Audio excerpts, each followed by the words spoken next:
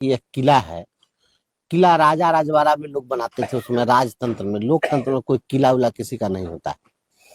और लोकतंत्र में लोक सर्वोपरि है, जनता मालिक है, जनता जो चाहती है वही करती है। जो भी बड़े लोग हो जाते हैं तो दिक्कत इस बात की होती है कि जब लोग बड़े हो जाते हैं, ऊंचे ओहदे पर चले जाते हैं,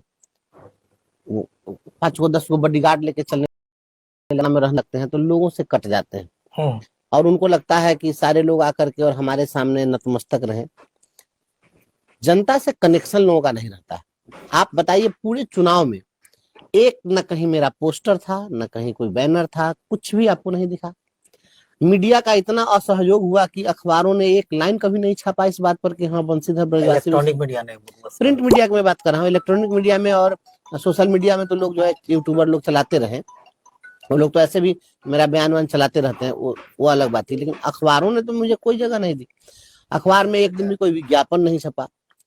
लेकिन अखबारों में छपे विज्ञापन के सहारे आप लोगों से नहीं जुड़ सकते हैं। अखबारों में जो तस्वीर छपती है उसी अखबार को फाड़ करके उसी तस्वीर पर सामने लोग भूजा पाते हैं। तो यह तस्वीर लोगों के दिल में बननी चाहिए। तिरहुत की जनता ने स्वीकार किया है कि वंशीधर ब्रजवासी हमारे बीच का है, हमारे घर का है, अपना है, हमारा दुख दर्द समझता है। और हकीकत भी यही है। मुझसे आप बात करेंगे तो मैं जमीन से लेकर के और आसमान तक सभी की मैं बात करता हूँ और सभी को मैं महसूस करता हूँ।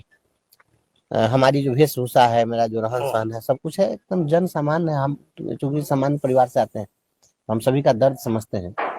ये बड़े बड़े लोग जो होते हैं, बड़े लोगों से अब लोग कट रहे हैं। आप बड़े हैं तो हैं, आपसे समाज को क्या मिल रहा है, आप समाज को क्या दे पाते हैं, यह बहुत महत्वपूर्ण चीज होता है।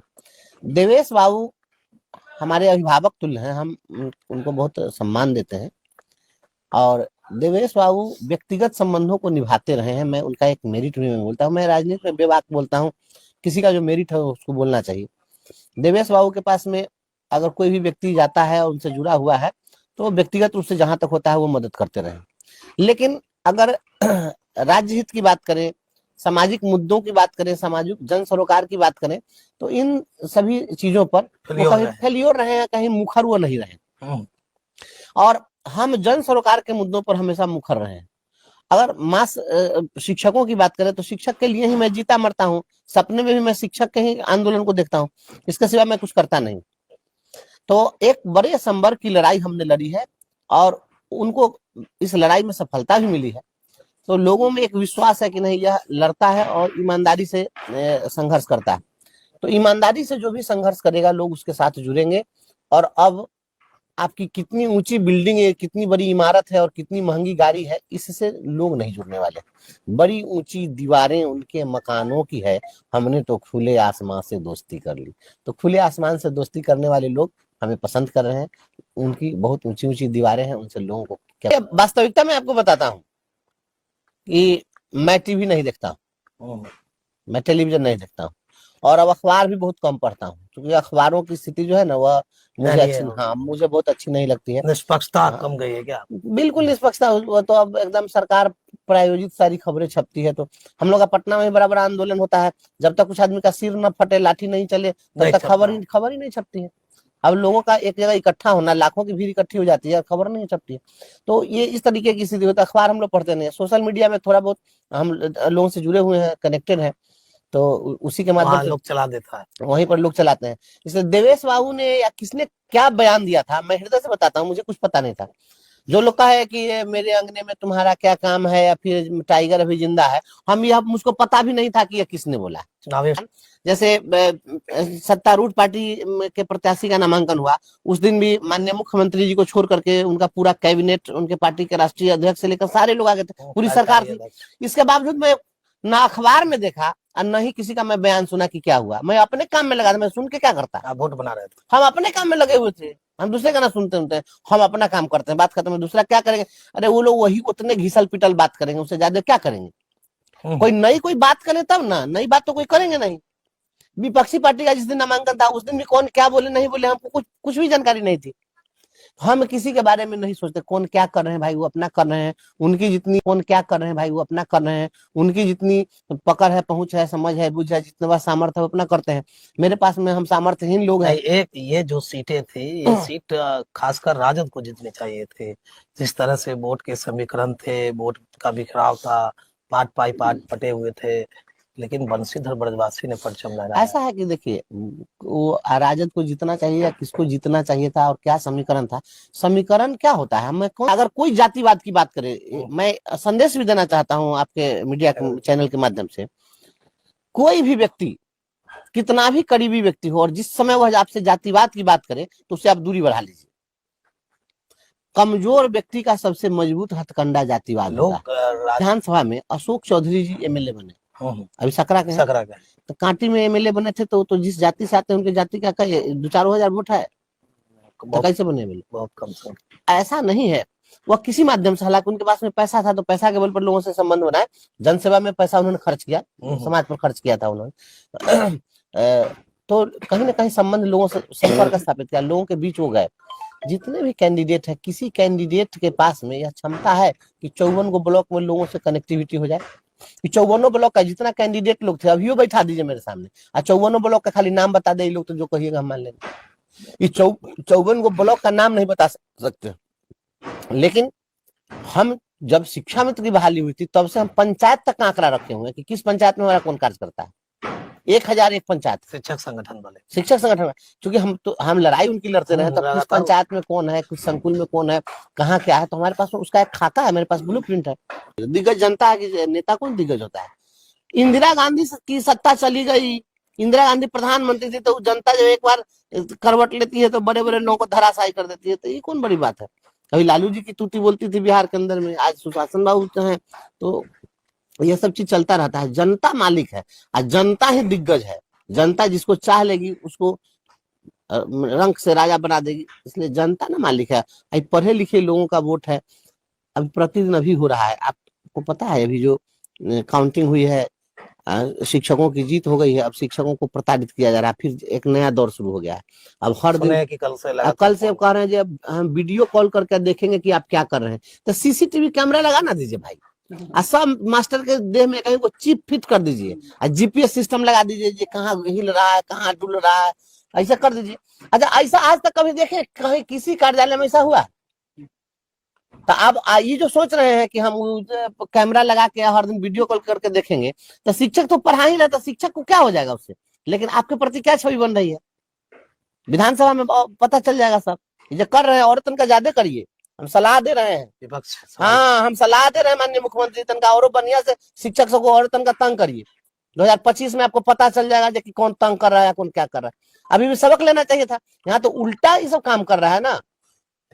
मैं माननीय मुख्यमंत्री जी को कहना चाहता हूँ, देखिए, बिहार के माननीय मुख्यमंत्री जी के इर्द गिर्द जो लोग रहते हैं, जो अधिकारी लोग हैं, हम दावे के साथ कहते हैं कि उनको लोग मिसगाइड करते हैं और उनको गलत सलत बात उनको समझाते हैं।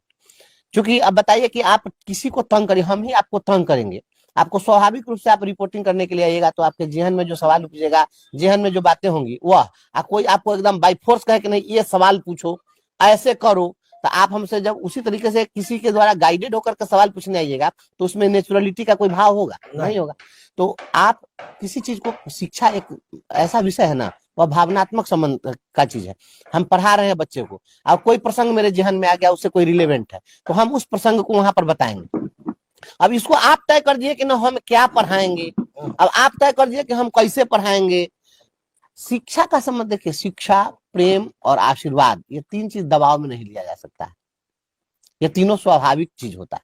आप किसी को रिवॉल्वर भिड़ा क्या कहिए कि इसको चिरंजीवी होने का आशीर्वाद दे दीजिए, साफ साफ समझ लीजिए।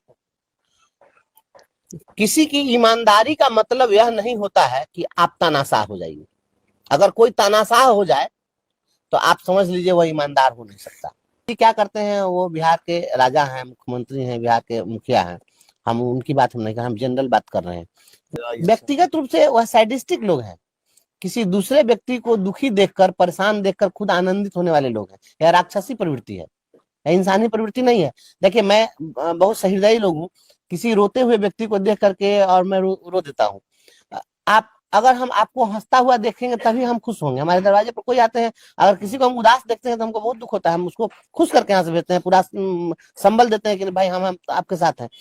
और ऐसे ईमानदार हो गए भाई आप। मैं तो कह रहा हूँ वह व्यक्ति ईमानदार हो ही नहीं सकता है जो दूसरे के बहते हुए खून को देख करके और खुश हो जाए, वो ईमानदार व्यक्ति कैसे हो सकता है। तो चिल्ला चिल्ला के बोले तो आप देखें ना कि किस प्रकार से थाली घोटाला, बैग घोटाला, प्रीफैब स्ट्रक्चर घोटाला, समरसेबुल घोटाला, मरम्मती घोटाला, जितना घोटाला हुआ है, फर्जीवाड़ा किए हैं। तो जितना समरसेबुल है जाइए ना, तो पाठक जी के तो ईमानदारी का स्मारक हर स्कूल में आपको मिल जाएगा। ये देखे ना प्रीफैब स्ट्रक्चर बना और आंधी में उड़ के पेड़ पर लटक गया, तो वो भी तो उनके ईमानदारी का स्मारक है। ये करोड़ों लोगों ने उनको घोटालेबाज का सर्टिफिकेट दे दिया, तो अब इसमें हम क्या कर सकते हैं। आज किसी का काम से पता चलता ना कि कितने ईमानदार है क्या है। आज शिक्षकों ने हम पर विश्वास जताया, कल हम उनके लिए नहीं लड़ेंगे, तो हमारे कह देने से आगे ना बड़ा ईमानदार आदमी है, मानना पड़ेगा ना। शिक्षक तो कहेंगे ही कि हाँ हमको आश्वासन दिया था, हो जाके चोर हो गया। पक्ष न विपक्ष सीधा निर्दलीय के रूप में। देखिए ऐसा है कि सत्ता या विपक्ष से मेरा कोई लेना देना नहीं है। अगर सरकार अच्छा काम करती है मैं प्रशंसा करूंगा, विपक्ष अच्छा काम करता है मैं प्रशंसा करूंगा, और अगर मेरे आराध्य देव भी कुछ गलत करेंगे तो मैं उनका प्रतिकार करूंगा। मेरा दृष्टिकोण समालोचनात्मक होता है। देखिए आलोचना या समालोचना मूल शब्द लोचन से बना हुआ है। लोचन आंख का पर्यायवाची शब्द है, मतलब देखना, दृष्टि, मतलब आप देखिए और उसको कहिए। तो आलोचना का मतलब होगा कि उसके नकारात्मक पक्षों को देखना आलोचना है। किसी में केवल और केवल कमी ही ढूंढिए, यह आलोचनात्मक है। और अगर आप उसके उभय पक्षों को देखते हैं कि अच्छी चीजों को भी आप अप्रिशिएट कर रहे हैं और बुरी चीजें हैं उसको भी उजागर कर रहे हैं, तो यह समालोचनात्मक दृष्टिकोण है। तो हम इन पक्ष और विपक्ष के बीच में समालोचनात्मक दृष्टिकोण रखेंगे। जो अच्छा करेंगे हम उनको, उनकी अच्छाई की प्रशंसा करेंगे। जहां मेरी असहमति होगी, मुझे लगेगा कि जनहित के विरुद्ध है, मैं वहां पर निश्चित रूप से उनकी आलोचना। अकेले हम तो बस ये अपना घर जला करके और ये मसाल लेकर चल पड़े हैं। जिनको पसंद आएगा, जिनको रास आएगा, हमारे साथ चलेंगे। मुझे बहुत कुछ इकट्ठा करने की कोई चाहत है नहीं कि हमको राजनीति के माध्यम से बहुत अकूत संपत्ति इकट्ठा करनी है, या कोई ऐसा कुछ पद प्रलोभन कुछ हमको है नहीं कि मंत्री मिनिस्टर बनना है। मैं किसी को न टाटा करता हूँ, न बाय बाय करता हूँ, न किसी से हाथ मिलाता हूँ, न मैं ये सब चीज नहीं। मेरा मत पार्टी के पास में आज के डेट में बिहार में कोई ऐसी पॉलिटिकल पार्टी नहीं है जो हमारे जैसे व्यक्ति को संभाल सके, हमारे व्यक्ति को, हमारे जैसे व्यक्ति के बेबाकी को बर्दाश्त कर सके। ऐसी कोई पॉलिटिकल पार्टी हो तो आप ही सुझाव दीजिएगा, हम अमल करेंगे। मैं कह रहा हूँ ना कि कोई बर्दाश्त अगर कर ले मुझको, हमको झेल लेने की अगर आपको लगे कि उसके पास सामर्थ्य है, तो उस पार्टी आप हमको भी सजेस्ट करिएगा कि झेल। मैं तो खोज रहा हूँ, मैं तो वेपर लाइट लेके खोज रहा हूँ कि ऐसा कोई मिले। बिहार में जो स्थिति बनी है, आज सत्ता में भारतीय जनता पार्टी है। भारतीय जनता पार्टी के लोगों ने बड़ा आंदोलन खड़ा किया था पटना में। देखिए लोग भूल जाते हैं, बहुत दिन की बात नहीं है। भारतीय जनता पार्टी ने बड़ा आंदोलन किया शिक्षकों के पक्ष में। उस आंदोलन से पहले एक बैठक बुलाई गई थी, सम्राट चौधरी जी ने बैठक बुलाई थी, मैं उस बैठक में भी गया था। मैं गया था। और जब आंदोलन हुआ पटना में, उसमें उनके एक नेता विजय बाबू जहानाबाद के थे, उनके पार्टी के बड़े नेता थे, वो मर गए। के दौरान मर गए थे।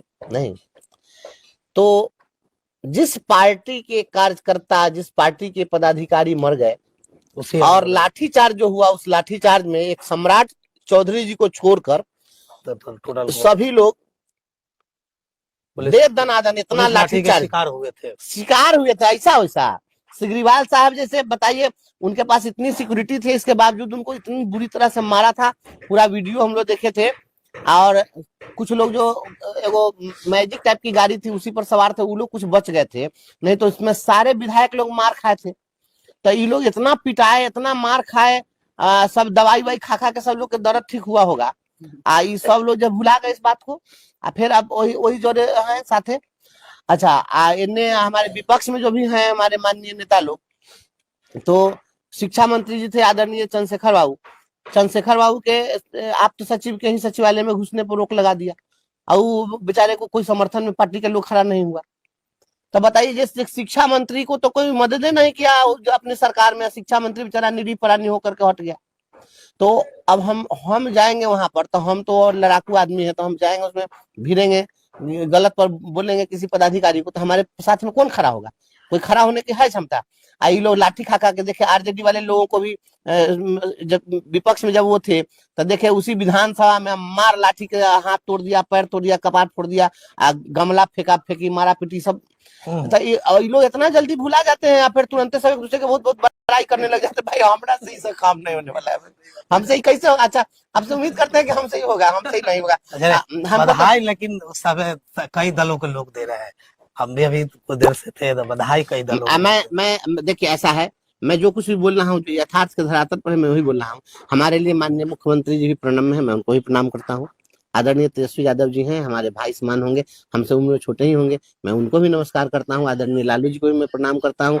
जो कम्युनिस्ट पार्टी के हमारे श्रद्धेय नेता लोग हैं, सभी लोग, मतलब सभी लोगों को मैं सम्मान के दृष्टि से देखता हूँ। भारतीय जनता पार्टी में भी बहुत सारे हमारे नेता हैं, नीचे से लेकर टॉप तक के, उसमें से बहुत लोग मुझे जानते पहचानते हैं। मैं सभी लोगों को प्रणाम करता हूँ। राजनीति में सब लोग, इन लोगों का अपना चलता रहता है। हमको राजनीतिक व्यक्ति के रूप में नहीं देखी, वो नहीं, हमको बधाई कार्यकर्ता, बधाई जिन्होंने जिन्होंने बधाई दी है, मैं सभी लोगों का बधाई स्वीकार करता हूं। और आप सभी से यह हाथ जोड़ करके और यह ईश्वर से प्रार्थना करता हूं कि बस आप सभी का आशीर्वाद बना रहे, दिल से यह आशीर्वाद, सारे दल का आशीर्वाद, सभी लोग का आशीर्वाद मिले, हम सर्वदलीय रहे, यही चाहिए बस। हाँ, मुझे यही चाहिए, सभी लोग का स्नेह मिले। अच्छा, ये हम चुनाव में लड़े हैं तो उसमें आरजेडी के लोग हों, चाहे भाजपा के लोग हों, चाहे कम्युनिस्ट के लोग हों, मेरे संघर्ष के कारण सभी लोग पसंद किए हैं और सभी लोग वोट दिए हैं। मैं तो सभी लोगों को मैं प्रणाम करता हूँ और सभी लोगों को हृदय से आभार। वही सिकंदर तो हमारे